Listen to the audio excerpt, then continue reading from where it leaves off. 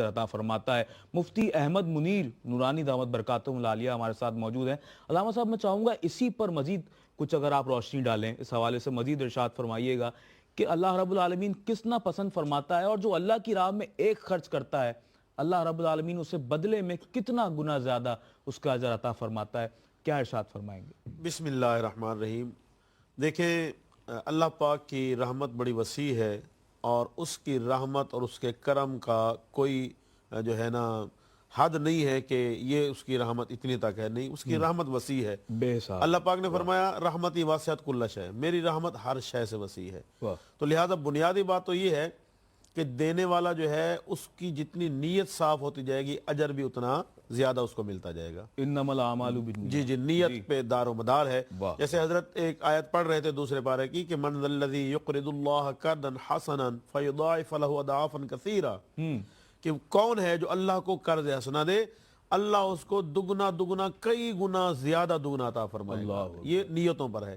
اسی طرح تیسرے پارے میں اللہ پاک نے اس حوالے سے ارشاد فرمایا مثل الذین ينفقون اموالهم فی سبیل اللہ کمثل حبہ، فرمایا ان لوگوں کی مثال جو اللہ کے راستے میں خرچ کرتے ہیں اس دانے کی طرح ہے جو زمین میں بویا جاتا ہے، اس دانے سے 7 ڈالیاں اگتی ہیں۔ واہ واہ واہ، سبحان اللہ۔ 7 ڈالیاں اگتی ہیں، فی کل سنبلۃ مئۃ حبہ، پھر ہر ڈالی میں 100 دانے ہوتے ہیں۔ سبحان اللہ، یعنی ایک دانے سے 700 دانے اگتے ہیں۔ اللہ اللہ۔ اور فرمایا یہ مثال ہے ان کی، اور پھر یہاں تک نہیں فرمایا کہ 100 دانے اگتے ہیں اور ایک دانے سے 700 گنا، یعنی ایک آپ نے خرچ کیا 1 روپیہ تو اس کا 700 روپیہ آپ کو مل گیا، نہیں، یہاں تک حد نہیں ہے۔ فرمایا جو ہے انسانی عقل اس کا ادراک نہیں ادراک ہی نہیں کر سکتی ہے، وہ یہ ہے کہ جتنی نیت بڑھتی جائے گی۔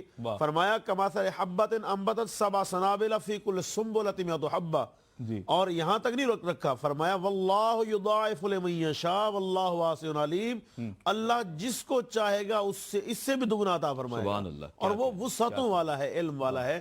تو لہٰذا اللہ کے راستے میں جو خرچ کرنے والا معاملہ ہے اس کے اجر کی کوئی حد نہیں ہے۔ اور جس طرح آپ فرما رہے تھے کہ کس کس کو کتنا اجر ملے گا، کتنے لوگوں کو اجر ملے گا، وہ ایک حدیث پاک ہے، آقا علیہ الصلوۃ والسلام نے ارشاد فرمایا مثلا ایک روٹی جو ہم مہمان کو کھلاتے ہیں، فرمایا 3 لوگوں کو اس کا اجر ملتا ہے۔ اچھا، ایک روٹی جو ہم مہمان کو کھلاتے ہیں 3 لوگوں کو اس کا اجر ملتا ہے۔ نمبر 1 جو کما کے لایا، جس کی محنت ہے، اس کو اجر ملے گا۔ نمبر 2 وہ خاتون خانہ کہ جس نے محنت کر کے وہ روٹی بنائی، آٹا گوندا، اس کو روٹی بنائی، اس کو اس کا اجر ملے گا۔ اور تیسرا وہ شخص بھی اجر سے محروم نہیں رہا جو وہاں سے اٹھا کے لے آیا اور مہمان کے سامنے رکھا۔ کیا کہہ رہے ہیں، سبحان اللہ، ہر ایک شخص کا کنٹریبیوشن جو ہے وہ بڑی اہمیت رکھتا ہے۔ بالکل۔ تو اسی طرح یہ جو ہماری ایک چین ہے کہ جو ڈونر ہیں وہ ڈونیٹ کر رہے ہیں، اور آگے پھر اس کا ایک منظم طریقے سے اس کو تقسیم کیا جا رہا ہے، تو ہر شخص اپنے حصے کے مطابق اور خاص طور پہ اپنی جو نیت ہے اس کے مطابق اس کو اجر ملتا رہتا ہے۔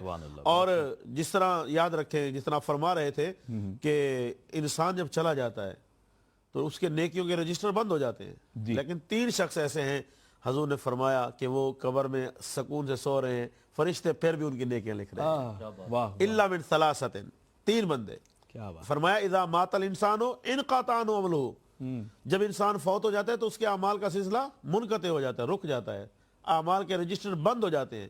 الا من 3 مگر 3 شخص، الا من صدقۃ جاریۃ، پہلا وہ کہ جس نے زندگی میں صدقہ جاریہ کیا ہو، ایسا صدقہ جو جاری رہنے والا ہو۔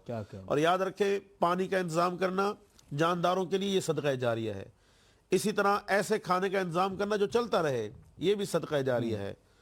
اسی طرح جو ہے کیا کہتے ہیں سایہ دار درخت کا انتظام کرنا یا گھر بنا کے دینا، یہ بھی صدقہ جاریہ ہے کہ جب تک اللہ کی مخلوق فائدہ اٹھاتی رہے گی اس کو اللہ پاک اجر عطا فرماتا رہے گا۔